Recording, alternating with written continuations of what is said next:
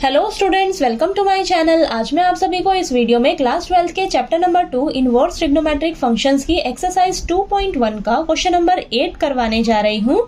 हमें दिया है find the principal values of the following cot inverse √3।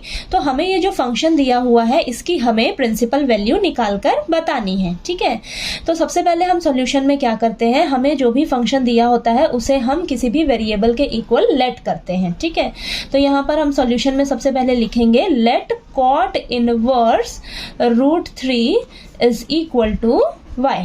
ठीक है, तो हमें जो फंक्शन दिया था उसे हमने क्या किया, y के इक्वल लेट कर लिया। ठीक है, अब नेक्स्ट स्टेप में हम क्या करेंगे, हमें बाहर क्या दिख रहा है, कॉट इनवर्स दिख रहा है, तो अंदर हमें ना कॉट पे चेक करना होगा √3 का वैल्यू। ठीक है, कॉट के लिए चेक करेंगे क्योंकि कॉट इनवर्स और कॉट जो है वो आपस में कैंसिल हो जाएंगे। ठीक है, तो अब हम देखेंगे कि जो √3 है वो कॉट में कब आता है, किस पर आती है कॉट की वैल्यू √3। ठीक है, तो देखिए कॉट 30 डिग्री, ठीक है, कॉट 30 डिग्री यानी कि कॉट π/6 पर हमारी वैल्यू क्या होती है, √3।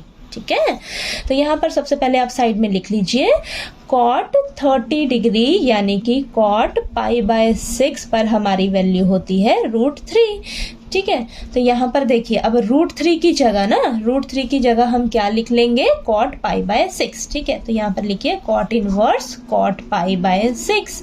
ठीक है, कॉट π/6 का वैल्यू क्या होता है, √3। ठीक है, तो इसकी जगह हमने क्या लिख लिया, cot π/6 is equal to y। अब नेक्स्ट स्टेप में कॉट इनवर्स कॉट आपस में कैंसिल हो जाएंगे। ठीक है, अब यहाँ क्या बचेगा आपके पास, π/6 इज इक्वल टू y, यानी कि y की वैल्यू आपके पास क्या आ गई, π/6। π/6 का मतलब है 30 डिग्री। ठीक है, अब कॉट इनवर्स की रेंज ऑफ प्रिंसिपल वैल्यू क्या होती है, कॉट इनवर्स की रेंज ऑफ प्रिंसिपल वैल्यू होती है 0 से लेकर π तक। ठीक है, 0 और π नहीं होगा क्योंकि आपका ये ओपन ब्रैकेट है। ठीक है, तो इसके बीच में आपका क्या π/6 लाई कर रहा है, यानी कि 30 डिग्री क्या 0 से 180 डिग्री के बीच में लाई कर रहा है, हाँ लाई कर रहा है। ठीक है, तो यानी कि देखिए आपका ये जो π/6 आया है ये मेरा 0 से लेकर π के बीच में लाई कर रहा है। ठीक है, तो ये हमारी क्या हो जाएगी, प्रिंसिपल वैल्यू हो जाएगी कॉट इनवर्स √3 की। ठीक है, तो यहाँ पर लिख लीजिए आप, हेंस द प्रिंसिपल